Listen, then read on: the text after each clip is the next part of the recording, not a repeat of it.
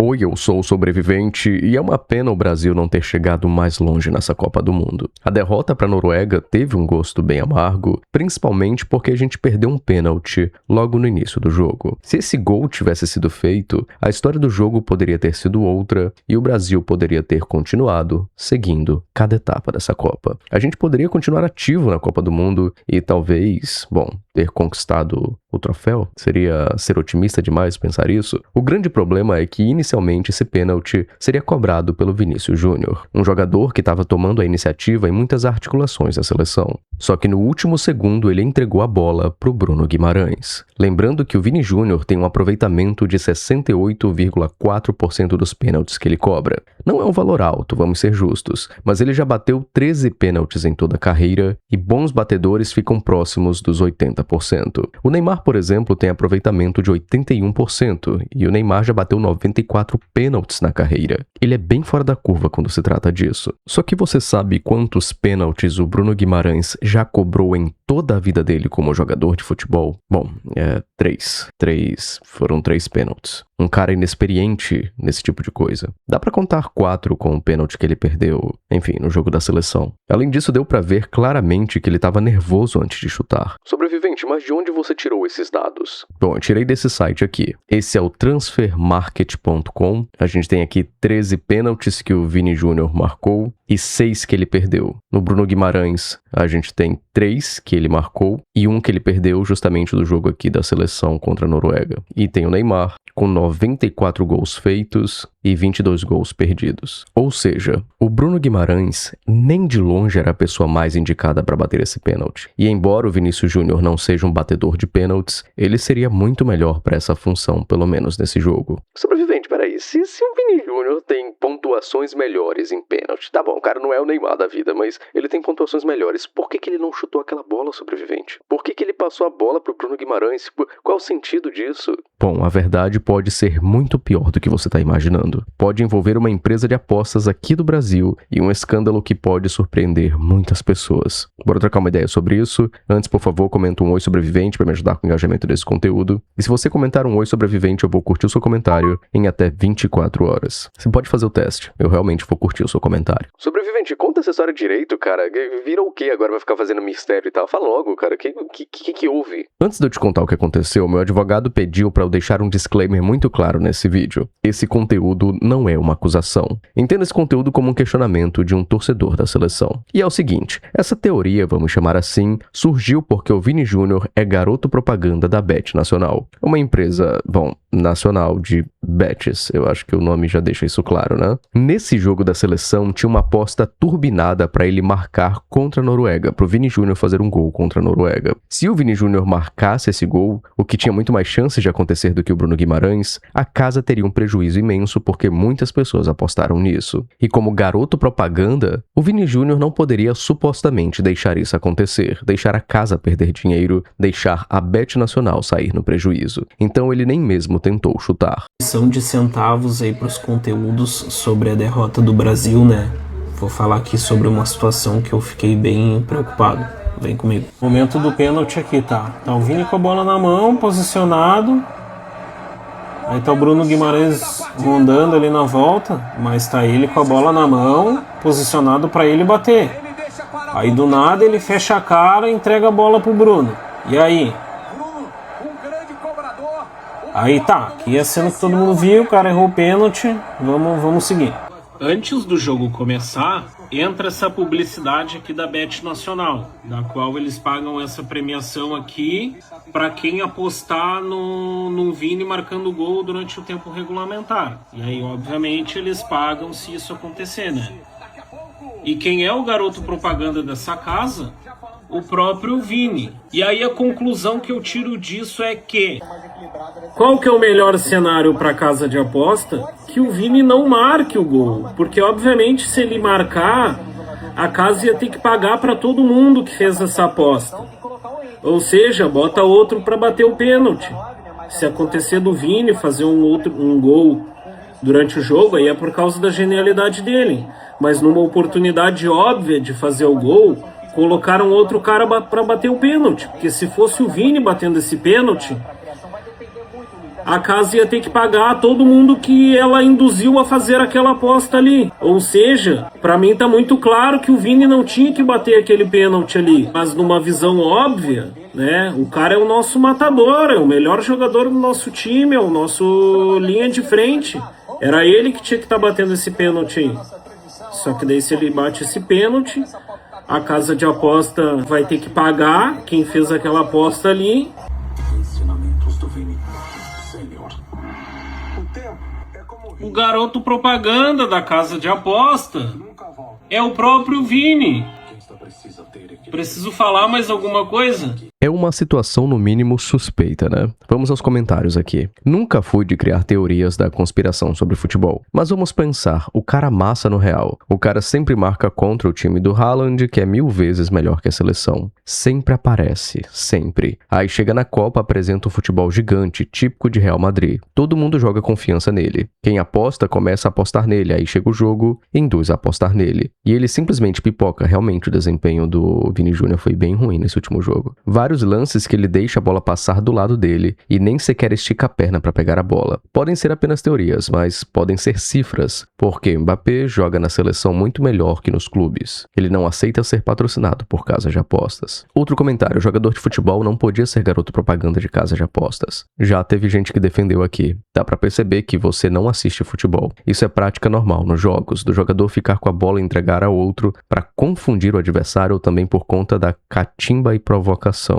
Ele teve muitas respostas aqui. Esse aí ouviu no mudo. Como eu falei, é uma situação no mínimo suspeita, né? Depois do jogo, o Vinícius disse que essa foi uma escolha do Ancelotti e não dele. Foi uma escolha do técnico da seleção. O Vinícius Júnior disse que não fugiu da responsabilidade do pênalti, disse que o Bruno batia melhor segundo a avaliação do treinador e que não teve debate nenhum na hora. O que algumas pessoas citaram é que o Vini Júnior saiu com o rosto meio fechado, como se tivesse com raiva de não poder bater o pênalti. O que o Ancelotti disse foi que a comissão fez uma análise estatística de um ano. A ordem seria o Neymar chutar primeiro, depois o Igor Thiago, depois o Rafinha, depois o Bruno Guimarães e por último o Martinelli. Como o Neymar, o Igor Thiago e o Rafinha não estavam em campo naquele momento, o Bruno foi escolhido para bater. O Bruno Guimarães também comentou, só que sem falar das bets. Ele disse que estudou o goleiro, achou que aquele era o melhor canto, pediu desculpas e assumiu a responsabilidade pelo erro. A gente consegue ver a mensagem dele completa nessa reportagem aqui. Ele publicou o seguinte: já escrevi e apaguei tantas e tantas vezes que já perdi as contas. Eu estive sempre presente por aqui nas vitórias, nada mais justo do que me apresentar e não fugir de falar com vocês na derrota. O futebol que me deu tudo que eu tenho está sendo responsável por me fazer sentir a pior dor dos meus 28 anos de vida. Ele continua: perder o pênalti e ser eliminado nas oitavas de final é duro, é sofrido, dói muito, mas será mais um obstáculo para superar. Eu já passei por tanta coisa que só eu sei. Tenho a certeza de que por pior que eu esteja me sentindo agora, tudo vai passar. Ele também diz: o mais louco de tudo isso foi chegar em casa após o dia mais triste da minha vida e a primeira coisa que meus filhos falaram quando acordei foi: papai, vamos jogar bola? E aqui eu entendi que independentemente de dias ruins ou bons, o futebol será sempre o meu grande amor. Pô, mas aí deveria ser os filhos, né? Eu entendi o que ele quis dizer, mas sei lá, eu terminaria esse texto de forma diferente. Aqui eu entendi que independente de dias bons ou ruins, os meus filhos serão sempre os meus grandes amores.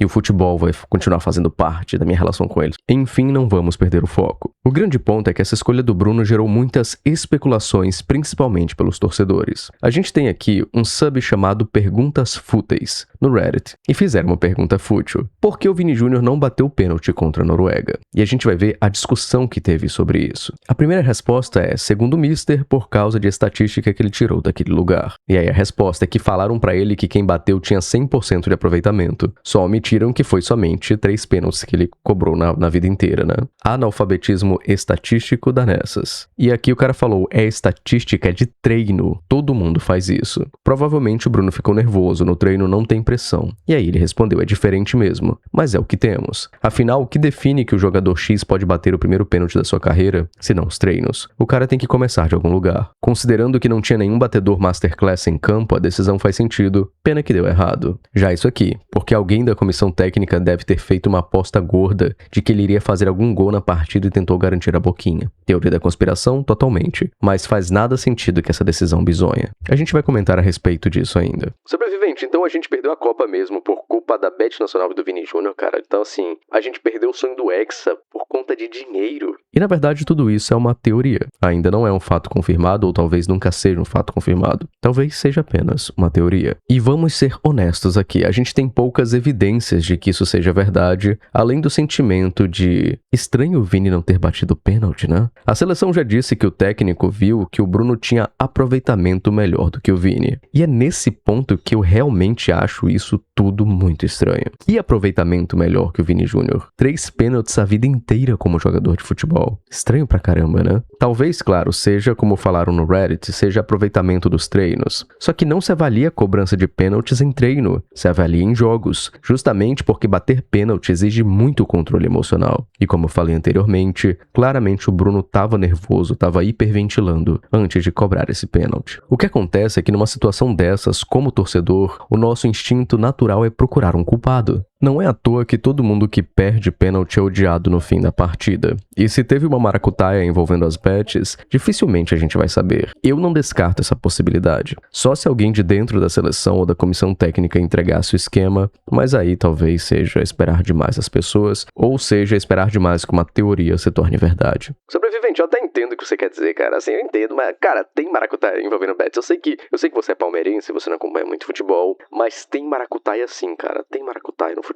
E, na verdade, já se fala disso faz muito tempo. Esse vídeo aqui... Você para pra pensar. É de 2023. Esse aqui é o Ryan, né? Você conhece ele. Uma casa de aposta gira aí 50 milhões. Ué, o vídeo tá travado. Você para pra pensar. Uma casa de aposta gira aí 50 milhões por jogo grande assim, entre grandes times. Um goleiro ganha 50 mil reais. E querendo ou não, o patrocinador, que é a casa de aposta, é no fundo quem paga o salário do goleiro. O cara vai chegar assim, olha só, mano, hoje a gente tem que perder por um gol de diferença. Se não perder, jogo que vem você vai pro banco e não vai ter bicho, não vai ter o salário. Então o cara olha isso e entrega. O que te garante que não aconteceu isso? Que ele não é corrompível assim? Isso é apenas um exemplo, claro, mas dá pra gente extrapolar isso para várias outras situações dentro do futebol. Além disso, muitas falcatruas foram investigadas e consideradas verdadeiras, sim. O que se sabe sobre o esquema de manipulação em apostas no futebol?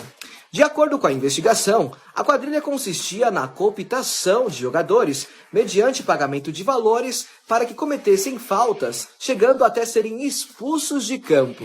Os apostadores lucravam com lances específicos e negociavam com jogadores valores entre 50 mil e 500 mil reais. Do outro lado, clubes e casas de aposta não saberiam do suposto esquema.